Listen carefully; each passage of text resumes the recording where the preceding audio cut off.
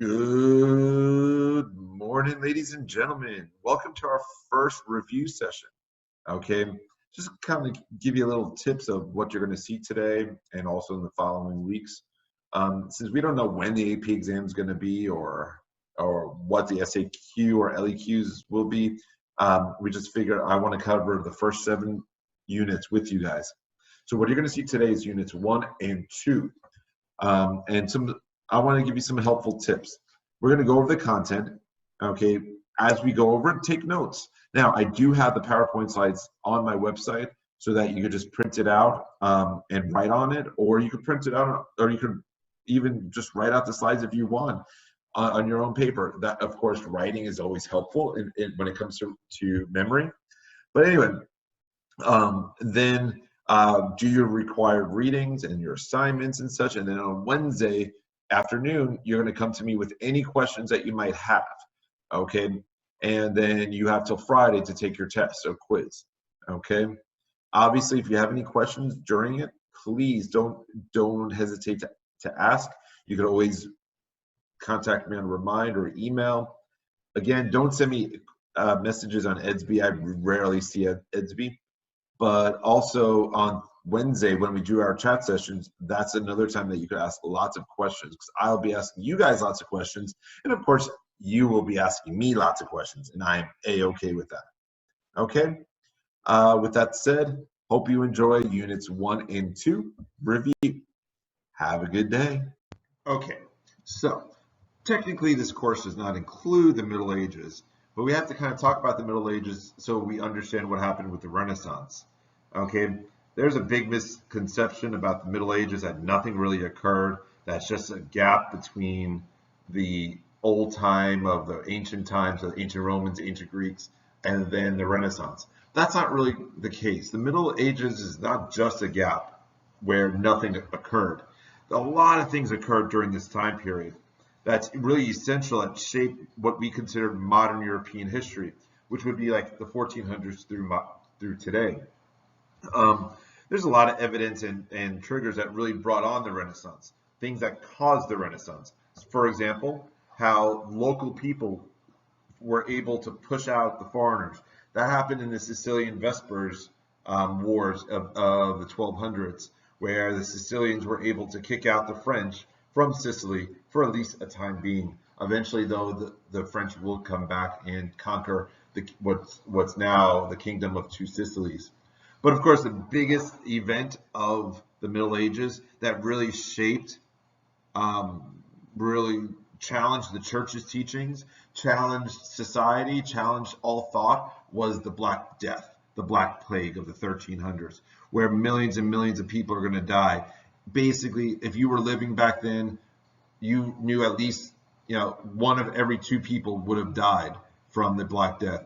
It really challenged the church because people would go to the churches for shelter, for cures, and of course the church couldn't do anything about it. So really people started questioning the church, saying, hey, you tell us what to do, what to think, and how to act, but yet you can't help us in the time of need. And also during this time period, many of the churches were actually shut down so that the priests and such weren't even able, or the priests didn't want to help those that were sickly because they didn't want to get sick either.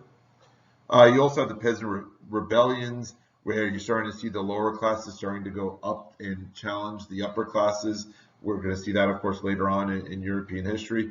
The 100 Years' War between the French and the English, where literally over almost more than 100 years, the fighting will occur for the French throne. The rise of people that are challenging the church. This occurs after the Black Death, where you're going to have people like Huss and Wycliffe who are going to start saying, hey, it's the Bible that we should follow, not the church leaders. And last but not least, the communication revolution, what we call the communication revolution, which is really the invention of the printing press by Johannes Gutenberg. Okay, that is going to allow books to be more available. Now, granted, for the longest time, books are still only going to be available for the upper classes, but eventually, in a few hundred years, books will be available to every single person, whether it's them buying it, or even through something called libraries. So, you'll never be asked an essay or a question about the Middle Ages, but you will be asked questions about how did the Renaissance change the way of life or way of thinking or something of that sort. So you do have to reference the Middle Ages to understand the change that happened in the Renaissance. You know, we know that during the Middle Ages, religion was everything. You did not live a life to live a life. You lived a life to die and join God in heaven. That was your goal in the Middle Ages. It was all about the afterlife. Okay, whereas in the Renaissance, it's going to be different. Renaissance is all about living your life while on earth, enjoying it, being well-rounded, and all that kind of good stuff. During the Middle Ages, scholasticism was huge. This was created by Thomas Aquinas, St. Thomas Aquinas, who basically said that to understand how things work, you have to relate it to God. Okay, why is it that when I throw somebody out the window, if I defenestrate them, why do they fall to the ground? Because that's what God wanted, and everything can be explained through God. You know, so Christianity with science, you could say, quote unquote science. Okay, obviously that's going to change in the Renaissance with the development of humanism. Humanism is all about asking questions. Why are things going to occur? It's the rediscovery of the ancient Greco and Roman cultures. It's also looking at sciences. We have the scientific revolution come out of the Renaissance, okay? Because now people are wanting not just say, oh, why does this person drown in the pool? Instead of saying, oh, that's what God wanted. Now science will explain why that occurs, okay? Weird example, I know, but sorry. But anyway, so in the Middle Ages, the ideal person is a man that's well versed in one subject. That's how to get to heaven. Basically, every day you went to church, you prayed, and you worked. That's it. There was no fun. There was no living your life during the Middle Ages. Well, during the Renaissance, though, it changes. It's all about being well-rounded, being educated, being athletic, being militaristic, okay, learning many different subjects. Of course, studying the vernacular, but also studying the Latin languages, okay, and basically be an individual. You are not like everybody else. You are important. Why are you special, okay, and why are you different than everyone else? That was the key in the Renaissance. Whereas in the Middle Ages, it was different. You didn't have a last name, okay? You didn't. No one cared who you were because your main focus was just to get to heaven. That you know, that you listened to the church thought for you. You didn't do it any individual thinking for yourself. Okay, there's no criticism for anything other than, you know, how you could do a better job to get to heaven. So let's talk about the rise of the Renaissance. Obviously, the Renaissance is going to start in Italy because Italy was the epicenter of trade. Whether you're talking about Asia, Africa, the Middle East, all trade went through Italy, mainly though northern Italy, in the large city centers of like Venice and Florence and such. Okay, so these epicenters, these large city centers are going to be accustomed to many different cultures, many different ways of thinking, you name it. Okay, so they're going to be more open-minded, and this is why the Renaissance is going to start there.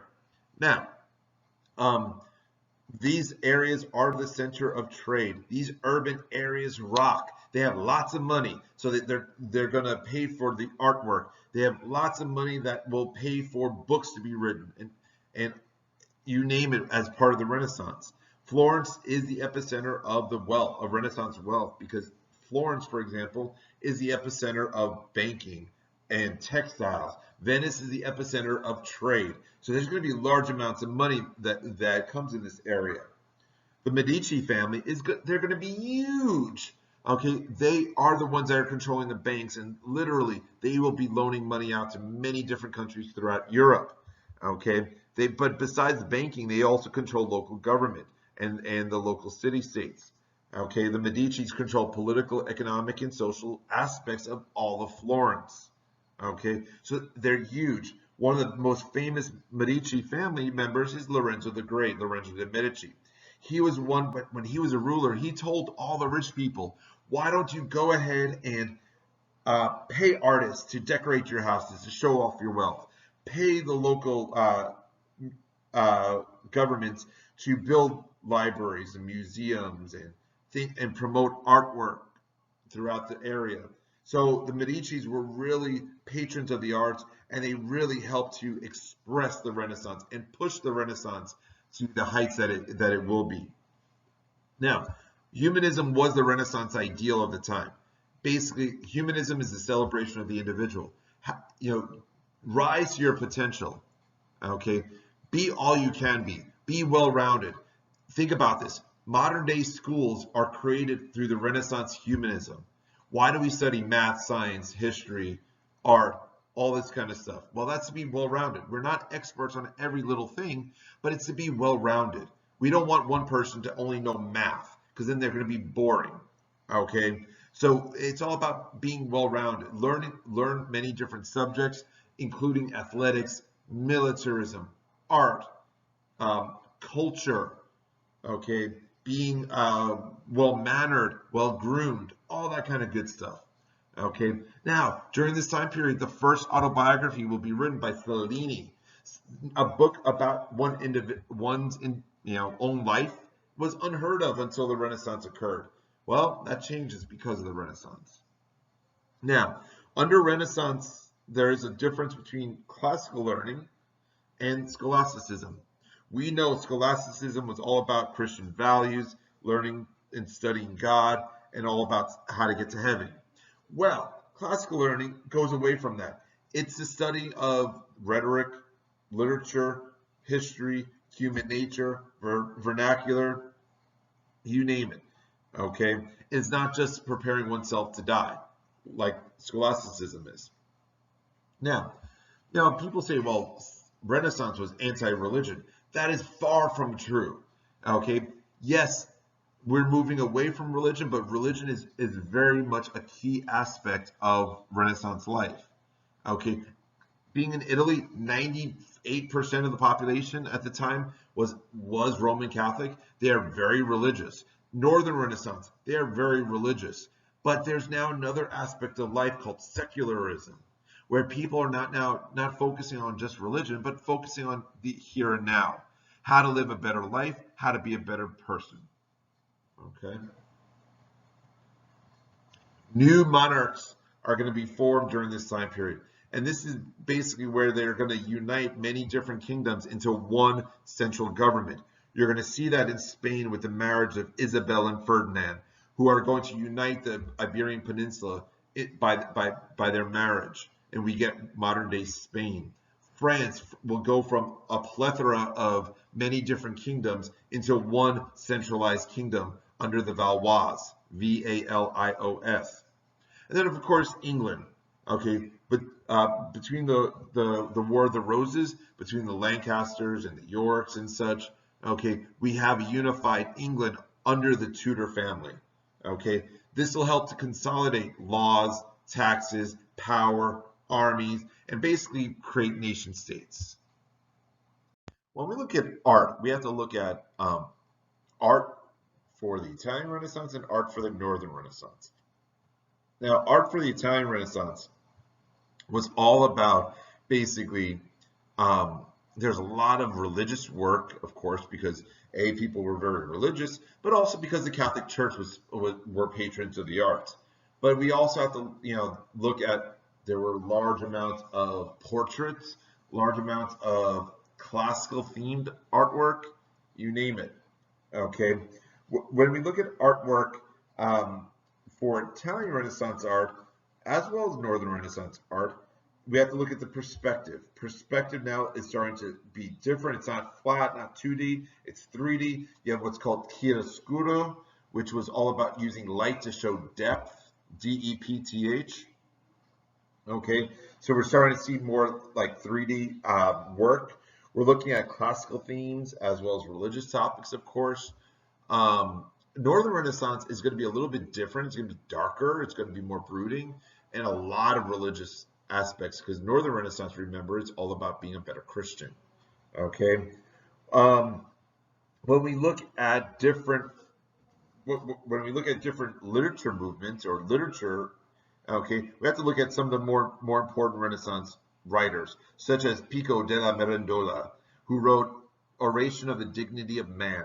This was a book that really talked about the celebration of man's greatness, how that our potential is endless, and that it's good to be well mannered, well disciplined, look good in public, etc. Okay.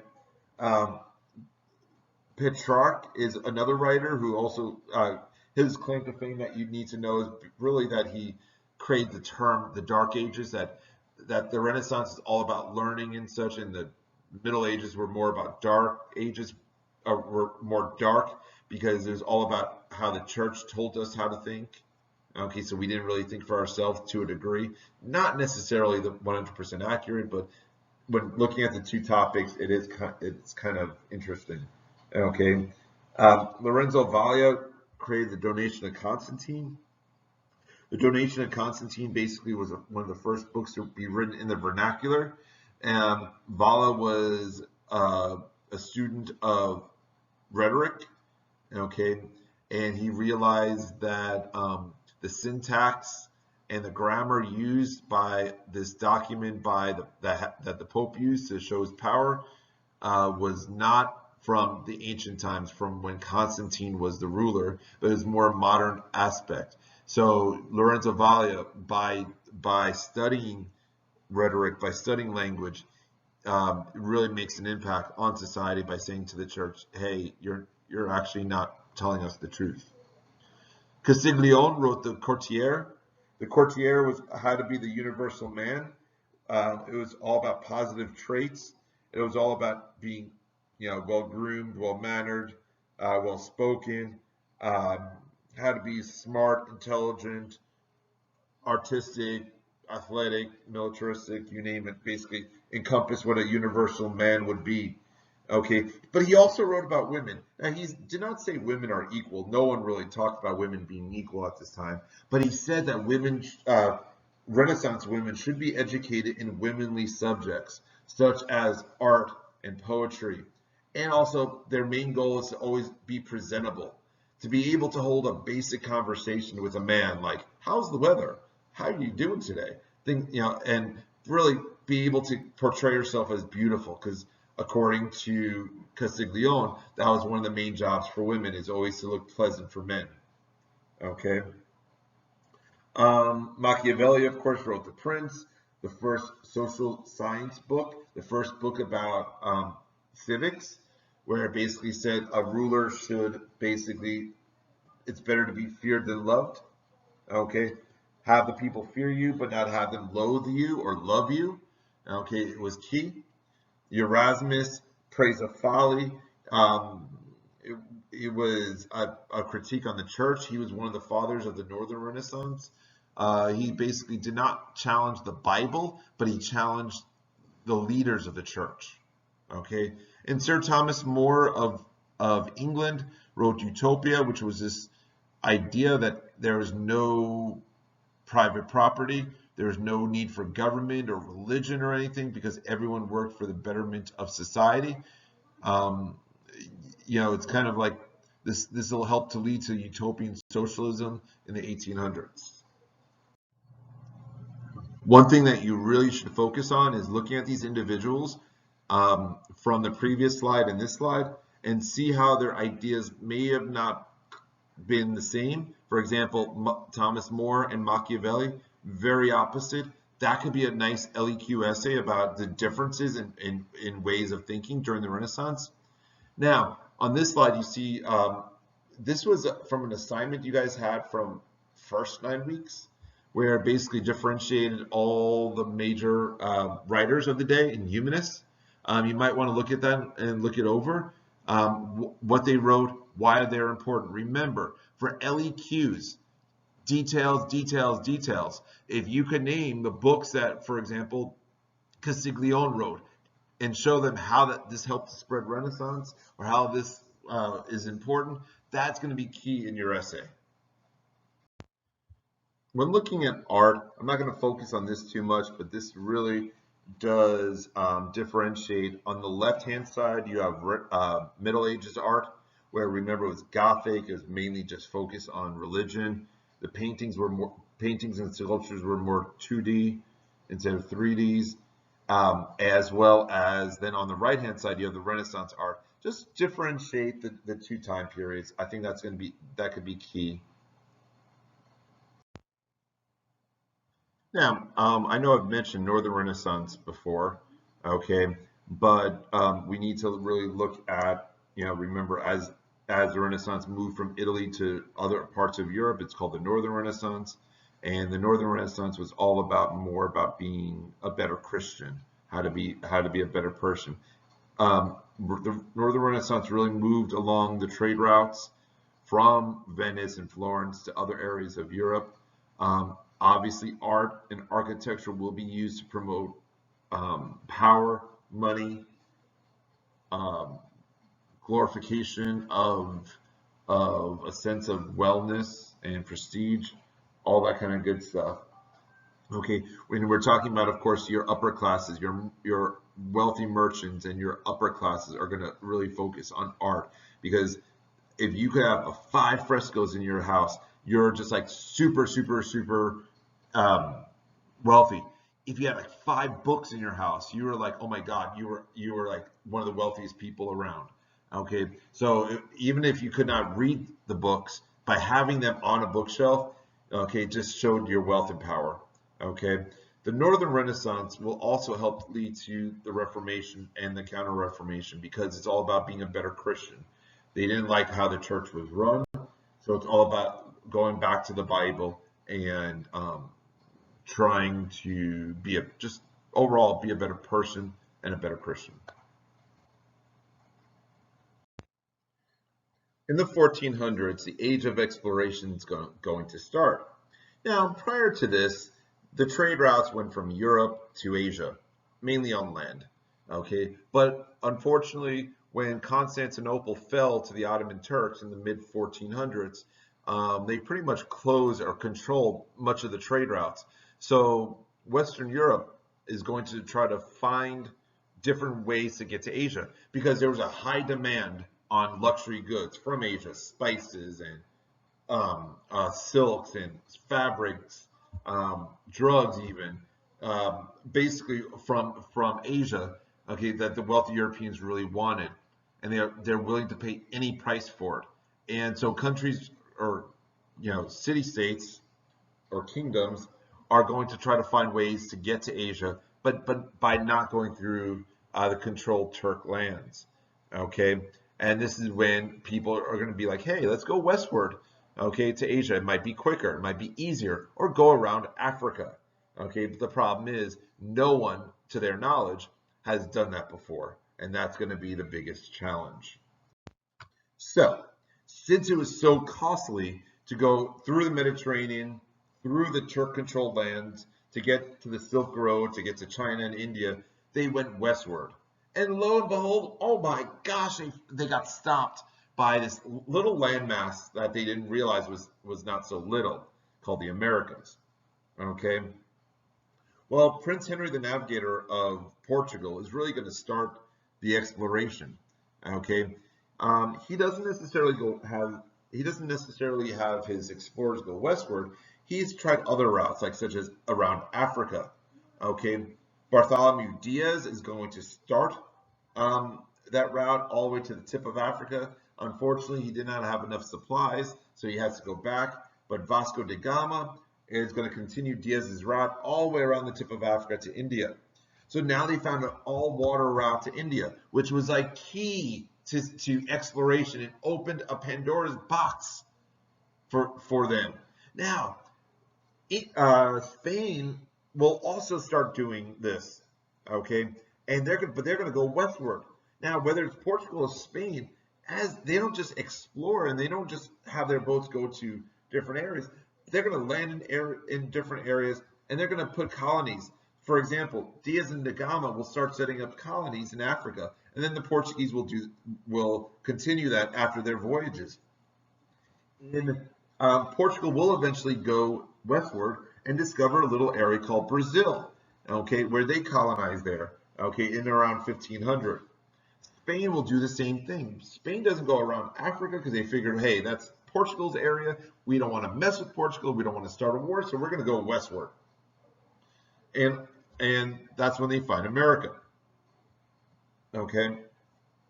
Now the problem is that you have Spain and Portugal who are starting to colonize America. So they don't know, they don't want to step on each other's toes. So they go to the Pope to figure out how to divide the land of the Americas. The problem is that no one really knows the size of America. So they just come up with what they think is the size, and they say, let's divide it in half. And the Pope divides the land up in half. Half of the land east of this line is going to be given to Portugal, and the land west of this line will be given to Spain. This treaty is called the Treaty of Tordesillas, Tordesillas. It's in, I believe it was 1494, a couple of years after the first voyage of Columbus. The problem with this is that since they did not know the size of the Americas, Portugal got really shortchanged. They only got like a small tip of South America, whereas Spain was basically given all of North America and most of South America. So Spain got the pretty good deal out of this. Now, besides America, besides Africa and going around Africa, you also have Magellan. Magellan is going to sail for Spain and is going to find the first total water route around the world. Okay, and that is going to be extremely important.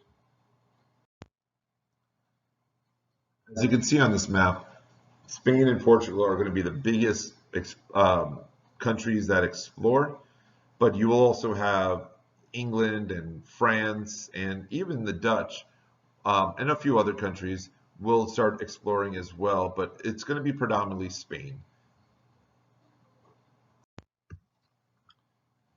So, once exploration occurred, you have colonization that starts, where throughout the New World as well as Africa, you're going to have many new colonies created.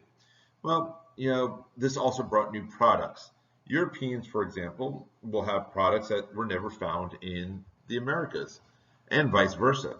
Okay, can you think of a life without tomatoes, potatoes, corn, sugar, rice, farm animals? Well, these areas didn't have it. For example, as you can see on the next slide as well, Europe is going to get the first potatoes and tomatoes from the New World. Okay, it's kind of funny because when you see the monarch, when you heard the monarchs find out about potatoes, they had no clue what to do with them, and they were eating them raw and such in dirt. They didn't know. But potatoes are actually going to be one of the major staples of diets. Okay, tomatoes, also corn, chocolate, tobacco, you name it. These new foods will be brought to Europe for the first time. On the other hand, going to America will be coffee, citrus fruit, farm animals. There was not a pig, not a horse, not a cow in the Americas until the Europeans brought them. Okay, rice, sugar, you name it, all that's going to be brought over from Europe to the New World. Now, it's not just food that they brought, it's also diseases. Okay, for example, syphilis was a disease that was brought from the Americas to Europe for the first time, and from Europe to America, you had large amounts of diseases like influenza, measles, smallpox. Because remember, the Europeans were far more dirtier than the natives in America. Fun little fact: syphilis at the time was only cured through mercury. So if you got syphilis in certain areas, they put mercury on that, which hopefully they didn't use it too much because then you die from mercury poisoning.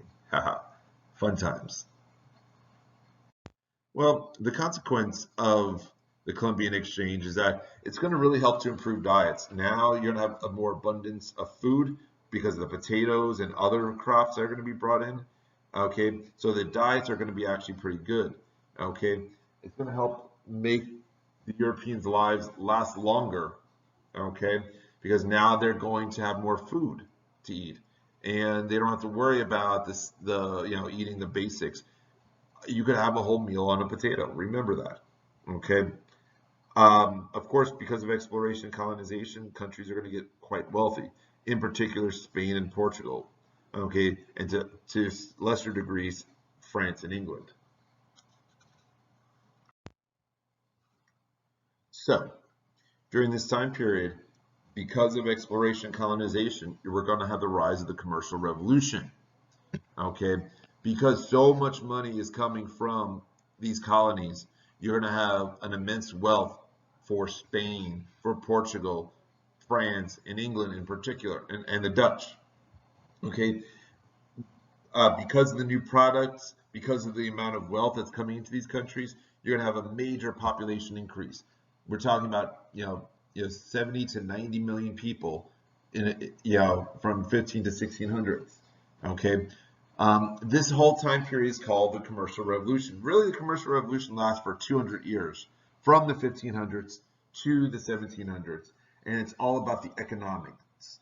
Okay, mainly starting off because of exploration, colonization, but lead to manufacturing and mercantilism. Because there's such an influx of wanted products from the New World, as well as gold and silver from the New World, you're going to have what's called the price revolution. This is basically inflation. As demand for products goes up because of the scarcity of the products, well, price goes up, it's inflation. It's called the price revolution. Okay, but people are willing to pay this because they really want these products. Now, to help governments make profitable decisions and to run these colonies effectively, they're going to create what's called joint stock companies. These are basically government-run companies that are government-sponsored companies that are run privately.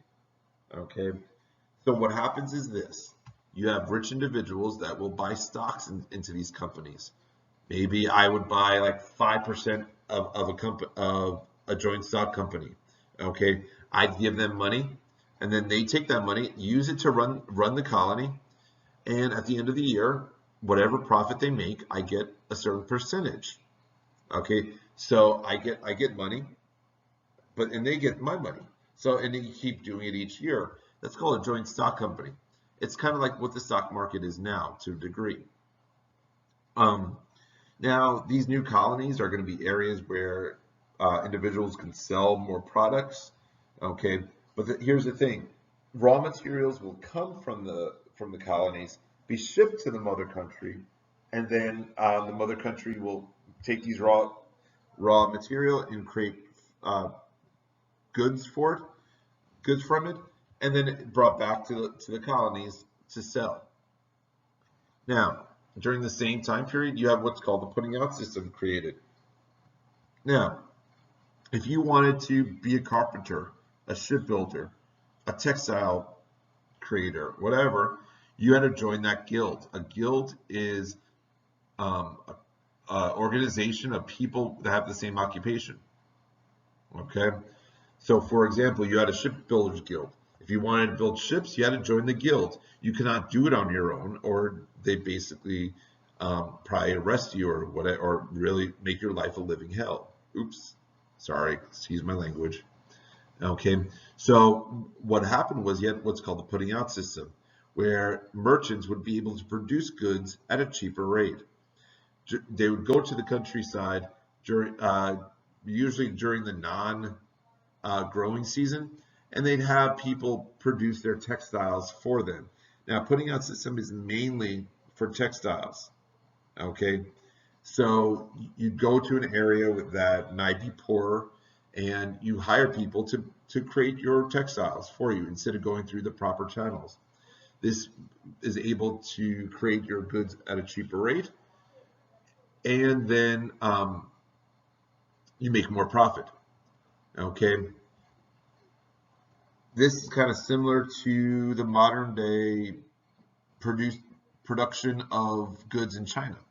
Nowadays, people produce goods not here in the United States, but in China or India because it's cheaper. Okay, the labor is cheaper, so you make more profit. It's kind of a similarity to the putting out system. Last but not least, during the commercial revolution, mercantilism is going to be key. Mercantilism is basically where the government has a large hand on the economy. They control prices, they control production, they control who you could trade with, etc. It's a constant government pursuit for wealth. Okay, wealth under mercantilism is measured by commodities like gold and silver and other riches. Now, the idea is that the more trade, the more production that there is in a country, the greater the wealth. This economic activity will create an increased governmental power. Okay, the more you produce, the more that you are going to be in power.